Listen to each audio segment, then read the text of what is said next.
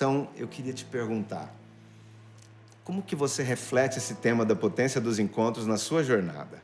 Quais foram os encontros potentes que você poderia compartilhar com a gente?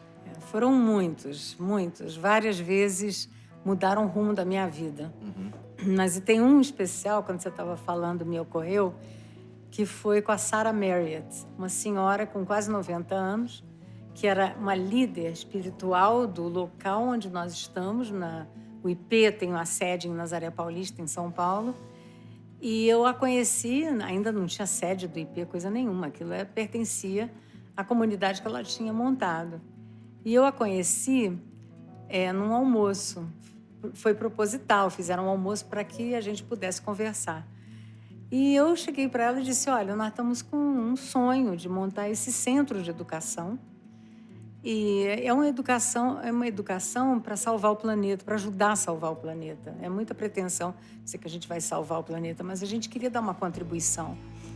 E eu falei para ela, olha, eu sei que você é muito mais espiritualizada do que eu, você talvez vá entender mais, mas eu fui a 3 lugares diferentes e nos 3 eu pedi um sinal, se era ali que eu tinha que montar o centro de educação. E nos 3 lugares apareceram borboletas azuis. Aí o olho dela encheu de lágrima e ela disse, eu estou no Brasil por causa das borboletas azuis. E nós já fomos muito próximas em outra encarnação. Eu olhei para ela, ela era uma guru, assim, uma pessoa super respeitada como uma líder espiritual. E eu disse, mas ela falou, eu não sabia quem ia aparecer, mas eu sabia que nós tínhamos que dar uma contribuição para todo esse processo que está acontecendo e essa ajuda que o planeta está nos pedindo. E agora eu sei que é você. Eu saí de lá, assim, me belisca, porque nunca tinha nada vindo tão de graça, tão espontâneo, né, na minha vida.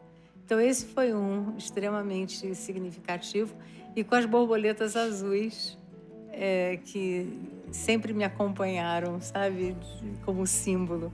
Então, foi muito interessante. Esse é um dos muitos. E como são lindas as borboletas azuis. Isso. E como são lindos os encontros. Os encontros. O que eles provocam. E muitas vezes a gente não se dá conta quando acontece. É depois, com o passar do tempo, que a gente rememora e começa a observar as relações de causa e efeito e fala, nossa, olha como que as coisas foram caminhando para chegar onde chegamos. E hoje nós estamos lá, num terreno que tinha sido deles, e a gente anos depois conseguimos comprar. É da Unipaz? Era da Unipaz. Unipaz, ali de Nazaré, né? Nazaré Paulista. Chamava Comunidade de Nazaré Paulista quando a gente entrou, né? E depois eles mudaram o nome. Mas esse é um exemplo dos encontros. Mas o nosso encontro foi muito marcante também. Porque nem eu esperava, nem você. Eu escrevi o artigo como assim, não, vem participar do evento do IAMAR, né? Instituto Alair Martins. E aí eu vim para Uberlândia e escrevi o artigo. E aí teve todo um encontro de almas, né? Porque você está nisso há muitos anos, eu não te conhecia. Sim. E a gente viu vários pontos de convergência ali e de afinidade, né? Sim, e eu estava numa posição privilegiada, porque eu dividi com a Ludmila, que me convidou para fazer a curadoria do primeiro seminário, né, de educação interdimensional. E ali eu nunca tinha ouvido falar em Instituto IP, em Suzana Pádua, Cláudio Pádua, né? E todas as demais pessoas, Andréa Peçanha, Andréa Pupo, e toda a gente linda que eu já conheci do IP, eu não tinha ideia. Então eu estava numa posição privilegiada de poder dividir com a Ludmila essa curadoria e não imaginava que, de repente, num dos textos e numa das palestras, e especialmente no título, aquele título ali, para mim, ele foi arrebatador. Eu estou entrando em detalhes justamente porque eu acho que os detalhes eles evidenciam a verdade dessa história, né? Do quanto essa expressão para mim é forte e que tem a ver com a minha busca existencial. Como promover uma educação, e não estou falando de educação escolar, não. Estou falando de uma educação que começa no berço, que começa nas vivências de infância, que nos conduza, de alguma forma, ao encantamento e ao amor pela vida. É um olhar diferente, né, Querubim? Vamos dizer, é como se a gente acordasse de uma forma diferente e conseguisse olhar a maravilha que é a vida. Sim. Porque nós somos o tempo todo enquadrados, né? A educação enquadra a gente.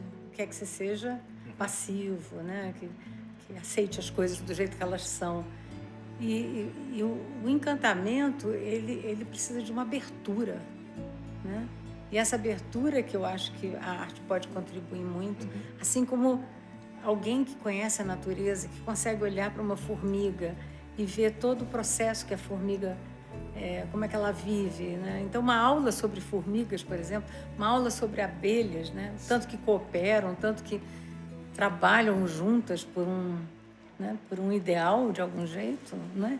Elas podem não ter a consciência, mas elas estão ali servindo, vamos dizer, de um imenso exemplo para nós. Sim. E talvez não, elas não têm consciência como nós temos. Isso, mas é diferente. Mas existe uma forma de consciência, né? Elas estão ali seres vivos alinhadas, de alguma né? forma, né? Conforme a sua espécie. É igual aqueles pássaros todos, né? Você já viu aquele negócio que os pássaros todos dão aquela volta assim? Sim. Tem um nome isso, eu que não parece sei. um cardume no céu. Exato. Né? Eles não batem um no outro. Aquilo tem uma organização ali. Como é que é aquilo? Sim. Né? Você Sim. podia botar uma música ali de Mozart para eles dançarem ali e combinava muito bem, né? Sim. Suzana, e nesse sentido, você teve oportunidades marcantes na sua infância? De contato com a natureza, com essa educação que começa pela sensibilidade, e é irônico, sensorial? É bem irônico. Meu pai era caçador. E eu nasci conservacionista porque eu tinha uns 3, 4 anos e eu perguntava para ele, mas por que você matou esse bicho lindo? Era uma onça.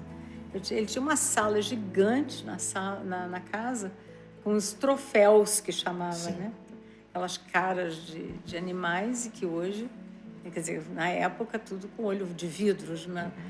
E eu não gostava daquilo, mas porque eu ficava pensando no sofrimento daquele animal. Eu era pequenininha, não existia nem a palavra conservacionista. Sim. Porque a gente, durante muito tempo, foram os excêntricos, né? O Cláudio e eu, quer dizer, meu marido e eu, quando enveredamos por esse lado de conservação, nós éramos os doidos, os ecochatos, né? Ninguém levava a gente a sério. Depois é que o mundo começou a ficar em tamanho caos, né? Agora com mudança climática e tal, que levam a gente mais a sério, né? E já tem toda uma escola. Mas na época não, mas papai nos levava à natureza. Sim. Então você frequentava o ambiente natural? Frequentava, assim como música clássica. Foram 2 caminhos que eu devo ao meu pai. Sim. É o amor que eu tenho por música, e não sei tocar nada, infelizmente, mas adoro. E o convívio com a natureza, que ele nos levava. Eu posso dizer o mesmo. Foi no núcleo familiar ali, pai, mãe, avô, avó, que eu também tive esses 2 principais contatos. Eu sempre afirmo que, para mim, as 2 principais fontes de beleza da vida estão na natureza, em primeiro lugar, e na arte. E a arte, ela espelha, né? Espelha a vida. Qual é a minha preocupação agora que eu vim aqui? A maior parte das pessoas do mundo, não é só do Brasil, vive no meio urbano, sem o contato com a natureza. Porque o Cláudio tinha um avô que tinha uma fazenda aqui em Minas. Então, ele vinha no primeiro dia de férias e ia embora no último. Então, as pessoas tinham mais. Hoje é o mundo todo digital e não tem mais esse contato. Quem vão ser os conservacionistas de amanhã? E aí eu acho que entra o teu papel, sabe? Muito mais forte. Porque na hora que você fala nas suas músicas, nas suas poesias, você fala de natureza e você tem toda essa pegada de ir para a natureza com os meninos, sabe? Você faz bicicleta, você faz caiaque, eu não sei o que você faz, mas é um monte de atividades ao ar livre. Você cria um canal de contato que eu acho hoje precioso, sabe? Fundamental.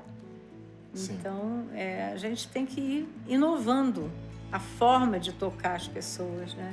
E essa é uma. Além de todas as suas peças. E você vai para o teatro aqui, enche o teatro com músicas que falam da importância do planeta, da beleza, e desperta, e todo mundo canta. Então, isso é contagiante. A gente está precisando de contágios do bem, sabe? Contágios de encantamento. De encantamento. Quando você disse, por exemplo, da borboleta azul, imediatamente me remeteu a experiências recentes, porque todo final de semana praticamente eu estou no mato. pedalando, remando, caminhando, e nessa época elas ficam muito alvoroçadas, as borboletas azuis.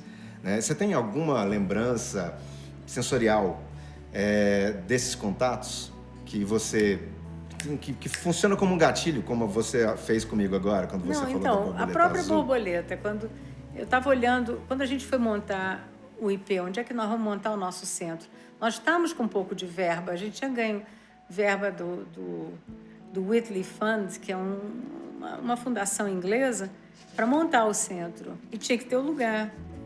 E teve um dos locais, no interior de São Paulo, que a gente achava que era lá. E eu vi 2 borboletas azuis acasalando. Uhum. E aquilo foi uma coisa tão emocionante, sabe? Super lento, em câmera lenta, assim, sabe? As 2 juntas. E faziam um movimento das asas juntas. Então, assim, meu Deus, que privilégio meu, sabe? De ter vivido isso. Isso tem várias coisas. É a anta que chega perto e come fruta na sua frente. São tantas experiências que ficam na memória, né? E eu queria que mais gente tivesse, né, essa oportunidade. E o Brasil é tão rico que a gente precisa despertar nas pessoas o orgulho por essa diversidade. Imagina um país que tem 6 biomas, porque cada bioma desse tem N ecossistemas dentro. Sim. Então, é uma riqueza incrível. Então, uma espécie que vive aqui não vive no mesmo bioma em outro lugar. É muito incrível.